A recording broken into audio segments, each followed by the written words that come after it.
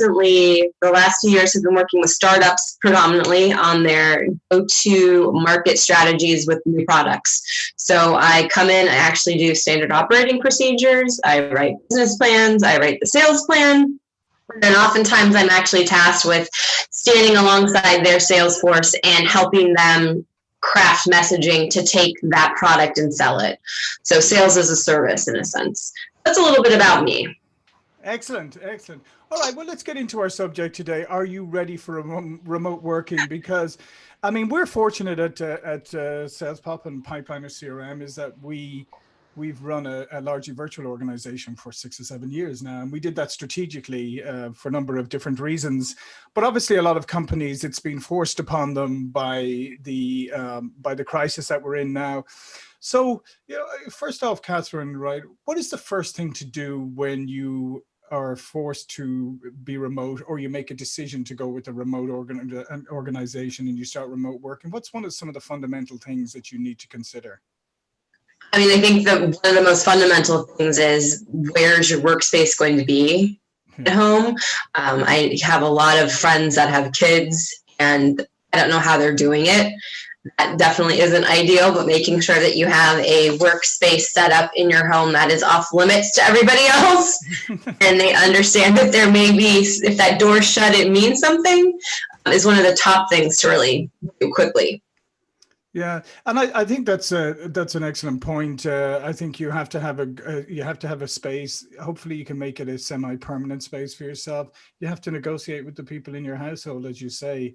You can't say, "Hey, I'm home, but I'm not on vacation." Right. And so that means that I shouldn't be interrupted. And I think from a company point of view, what do you need to do? Like, what do managers and companies need to do in order to set people up properly for remote working? I mean, one is making sure they have the right technology. The laptop, explaining if they have a VPN, the importance of making sure they're on the VPN, as well as just not having some faith in your staff really would go a long way. You don't have to micromanage. I keep hearing other people are getting these incessant text messages saying, and it's like, what are you doing? Like, I'm not in the office, but it's not a vacation. I'm not going out to a restaurant or a bar. It is working. So having faith in your employees is also key to this working. Yeah, and I think that's good. And I think it's setting expectations. And I think it's also, and as we were mentioning a moment ago, I think it's also a little bit of a negotiation. I think that if you are remote working at home for the first time or whatever, or maybe your kids are at home now and they're not normally at home, maybe then you, your manager and yourself need to get together and say, okay, there are these certain times of the day when I'm not going to be able to work very effectively, or I can't be on a call or whatever, but I'll make it up at these other points of the day. So maybe reconfigure your day around the situation. Yeah, I spoke with someone yesterday and we both agree that the 40-hour work week is not happen. I mean, it never really did when you think about it, and now it's just coming to fruition. So to your point, if you do have to have your kids on a Zoom call in the morning from 10 to 11, let people know that. Schedule that in. People are going to be more accommodating, and then to your point, you can make up that hour another time. Mm-hmm. And I think another important part of it too is to embrace it, right? Because yes. I think that's I've heard that a lot from people where it's just like, managers and companies are just like, okay, we just have to get through this and we just have to do this remote work, and then everybody's going to be back in the office and it's all going to be fine. Well, who knows? Maybe that's true. Maybe it's not.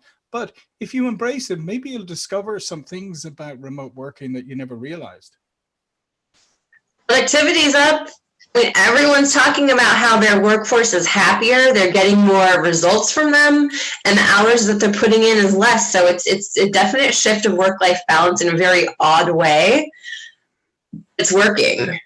Yeah, well, because if you think about it, right, if you're a knowledge worker, or your company does the kind of thing that will allow for remote work, right, that you can actually still do your job remotely. Yes. Think of what people have been through, even in the last even the last 20 years, right? We've gone through a .com bust, right? Boom and bust. Mm-hmm. We've gone through 9/11. We've gone through the real estate and the financial crash. So I believe, and now we have this, I believe more and more people are questioning the wisdom of moving to a high cost area to be within a certain commuting distance of a physical office. You're spending more money, you're in a high cost area. You're killing me because I'm in New York. Yeah, that's the topic though. Yeah, what's going to happen? You're spending hours commuting, and at the end of the day, you have to ask yourself why. And there's some friends and some clients that I've had that have never worked remotely before, and I'm thinking, really? How have you not? I've always negotiated that I can work remotely. It's never been an option, and I don't know why that is for me. But ever since I was out of college, that was some piece of my job was being able to work from home. Yeah. And then, as we said, it's I mean, part of this too is the manager and the company like really figuring out the circumstances of their employees and figuring out how it can be optimized for this situation. Exactly. We're so used to that 9 to 5. We show up, we punch a clock, we sit at a desk, we are in meetings, we're face to face, and then now we're not face to face. There really is no time clock. I know I have friends that are setting alarms on their phones now because they are working more hours. Mm-hmm. They're working harder on projects. So that's this. There's a lot of good that's coming out of this. Yeah, and I think the other part obviously is you have to have the collaboration tools set up. But we're lucky that now you can do that. I mean, even when we started doing remote, even 6-7 years ago, it was fine, but it's got easier and easier with the collaboration tools. And in some ways, this virtual collaboration across the globe, as you said, it can lead to such great productivity and innovation, and sometimes in a way that you don't even get in an office because there's too many distractions, or there's the strong personalities that dominate the room. And ideas are going in the little main chat box constantly from people that never talked in meetings before. Yeah. I think that's a really crucial point too, is you're now getting more interaction, and it suits people. And in fact, in some ways, the dominant personality and the dominant voice, it doesn't, for somehow I've noticed they almost self-police when it comes to virtual, because it's just not the same, because they're not getting the same, I guess, intrinsic, like whatever they get out of like dominating a room. They don't get it from virtual. So they kind of, energy is different. Yeah. Energy is completely different. It is, absolutely.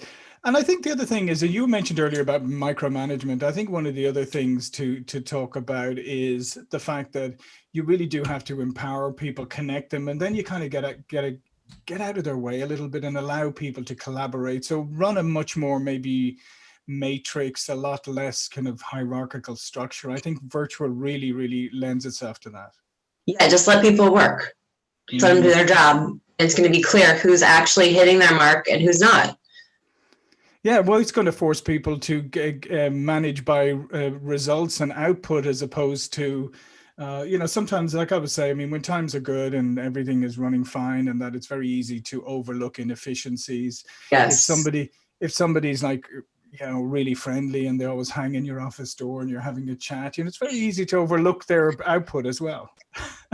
Definitely. And now there's nowhere to hide, in a sense. So where do you, Catherine, see remote working going? Because I think that a lot of this things are not going to go back to the way they were. Because I mean, a lot of it doesn't make sense for it to go back to the way they were. But I think companies are going to have to evolve, particularly with the way they're organized and with digital processes, etc.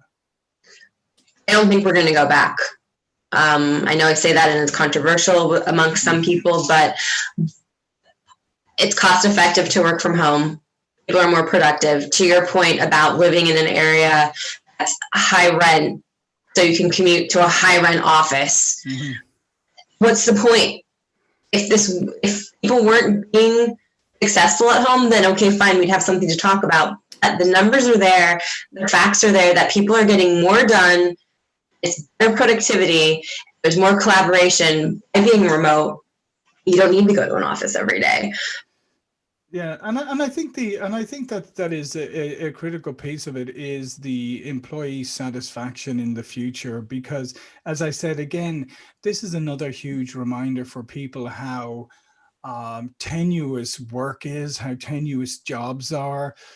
It's becoming more. I mean, we seem to be having these kind of catastrophic events on a more regular basis. So you kind of have to be a little bit more, I would say, selfish in some ways, and plan a little better. And as I said, clustering people in high rent areas, and like the thing that always makes me laugh is like the upstarts, right? So the startup companies, and they have this great, like, innovative, disruptive technology, and then they move to Silicon Valley and they get some VC money, and next thing they have a huge office block and they bring everybody in, and they put everybody in, and they set up a completely traditional structure, and they bring everybody and force them to live in really high rent areas and high cost of living areas, and have to pay them way more.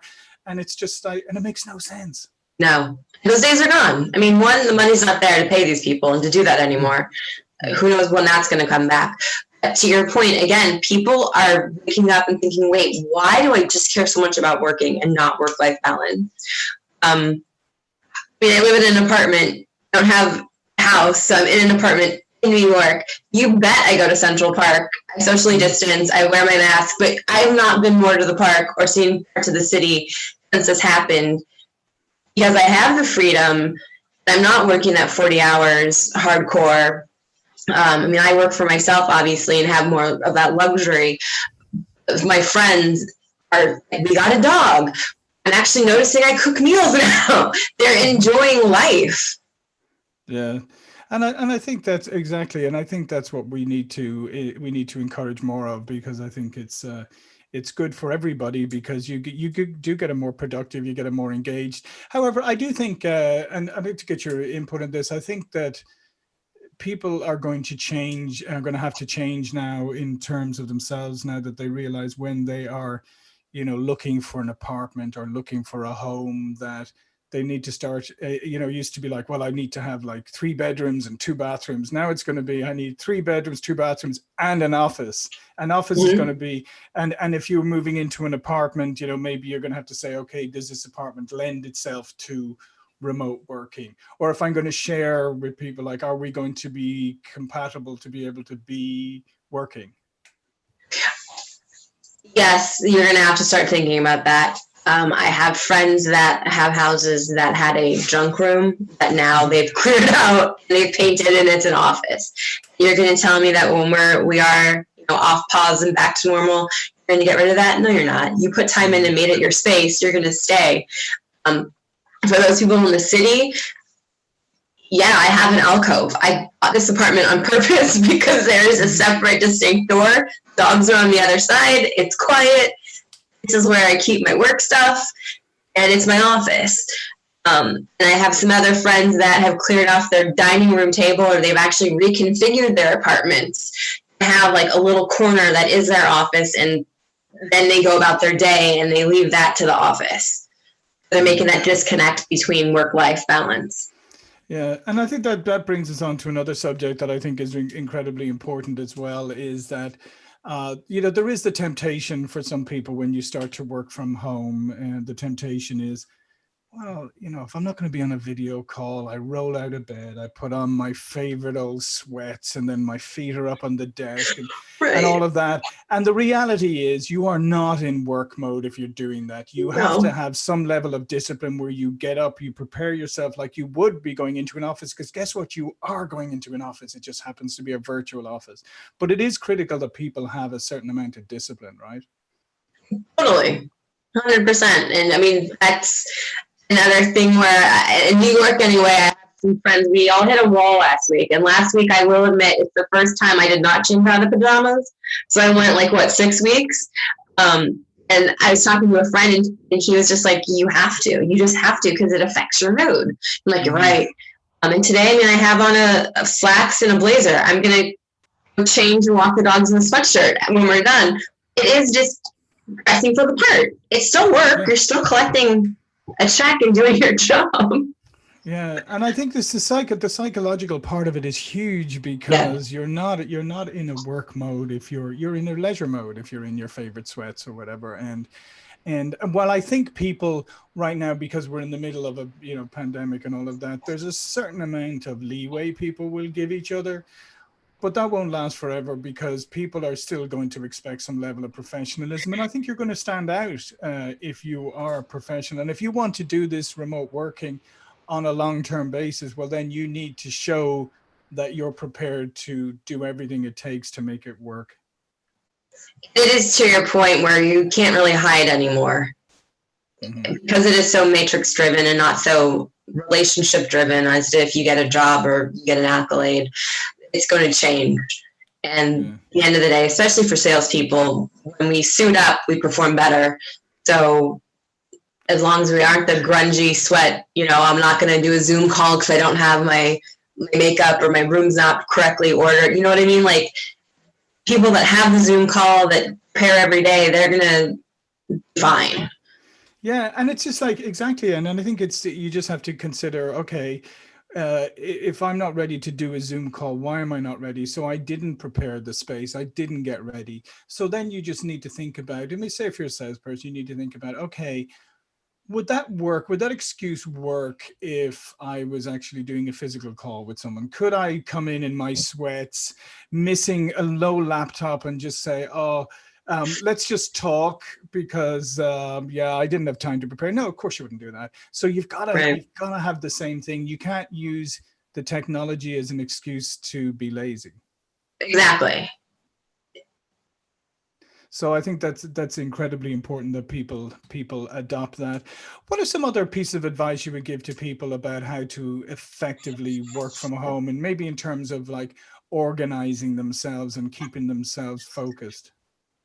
Yeah, I mean, have a checklist. Make sure you know what you need to do to get on your network at a certain time, especially if a call. Make sure that you make time and get up and walk around, grab water. I have some folks that I've talked to that are sitting at a desk for like 6 hours straight. They're not even getting up. So it's really having that balance of having a checklist. What do you need to do for the day? Keeping on task. Setting a timer for how long you're going to be working on a project. If you need to check in with your boss, do so. If you don't hang out on a Zoom call. You're wasting time. Mm-hmm. And keep this like you would at a professional setting. If someone were to come in and look at your office, don't have stuff all over. Keep it organized just like you would a proper desk if your boss was going to walk in. Think of your boss walking into your home announced. To be the same kind of thing. But really having that checklist is something that I've told a lot of people about the last few weeks, and that seems to be working. Yeah, I'm starting and ending on time too, making sure that you actually start your day at a normal time and not sleep in. Yeah, and I think that's a great point. And I just wanted to underline that. I think is, like we said, if you need to negotiate different hours because you have circumstances at home that dictate that, children or whatever, that's fine. But do set yourself a working day, right? And a time when you start, a time when you finish, take your, lunch breaks as normal or whatever. Communicate that. So, and communicate that with your boss or your other team members, so they go, oh, well, John's probably on his lunch break. It's midday right now. Instead of like, I wonder where he is. Right? He's not answering. So is he slacking off? Right. But yeah, I mean, set proper times, because I think, again, that discipline is critical. I think also there's a lot of people that are now getting afraid that maybe there's back office software installed on their computer tracking. Probably is. So be aware of it. You are still doing a job, and if you finish early, then tell your boss you're done. You're early. They're not going to it's not like we're in grade school anymore. Yeah, and exactly. And if you've got nothing to hide, then you've nothing to worry about, right? So there you go. Yeah. But I do think that point about the over communication, I think, is good from both sides, from both the manager and the employee. And I think if you don't want to be micromanaged, then communicate, say here's my working hours, and and if you say, oh, I have to go and do something, I have to go and take care of something with my kid, I'm going to be offline for the next 30 minutes and then be offline, then be back on again and say, I'm back now, whatever. But don't let, because unfortunately, human nature being what it is, people will immediately think the worst. If they can't find you, they think, oh, they're sad. So just communicate. Yes, for sure. Yeah. And then I like your idea of a checklist, and that of having a list of tasks to do, because it can get easy when you're at home and to start getting distracted. I I think that that's the number one challenge people have, is that they are getting distracted. So it's making sure that you are in your office, even if you're not in an enclosed space. If you are in an open space, putting up a sign if you're living with other people, like you do in your normal cubicle. Sometimes people put up a sign and it's like, hey, I'm doing XYZ. Don't buy. Do the same with your family. Yeah. Yeah, no, it is. And also maybe it's a time to say, like, I'm making calls for this hour. I need complete silence, right? Thank you. Or if you're roommates or whatever it is, but just I guess that thing at the end of the day is just be proactive and get ahead of these things. Yes. Yeah. And finally, Catherine, what do you think about, people who are working from home for the first time, who may be having a hard time with it and are still struggling after these weeks with it? What's some of your advice to them to help them through this process? My thought is, how did you never work from home before? That is my gut reaction. I know some folks at the New York Department of Labor, and they went through a lot to take it from the office to home. And I'm just like, what? What's your problem? Again, make sure you have a space. There's a lot of people that I know that are not having a clean table. They're working like right where they had breakfast. It's like, no, if you got to go in the bathroom and sit on the floor, put a towel down and go make your calls in the bathroom. That's fine. Just find some space for yourself. And if you are really struggling, talk to your manager and tell them, and see if they have some type of situation where they have protocol that they can help you manage your time. I do think as we do open up a little bit more, I don't think it's going to be where we don't see coworkers ever. It's just not going to be a daily occurrence. So if you are, in New York, we're what, 2 months into this now? California, I think you're almost 2.5 months. Yeah. Go social distance. We have a meeting and be apart a little bit. If you're really, really struggling that much with it. And I also think if you truly are struggling, make sure you have a task list, you check it off, and you are really sticking to a timetable. Mm-hmm. Because if not, like you said, you'll get sucked into different directions. And if that means you have to stop looking at YouTube because you go down the rat hole there, then turn YouTube off. Delete apps from your phone. I think that's a great piece of advice because now you're at home, you're like, oh, because I could do this and I can watch ESPN at the same time and then I can play whatever it is on my phone. No, you can't.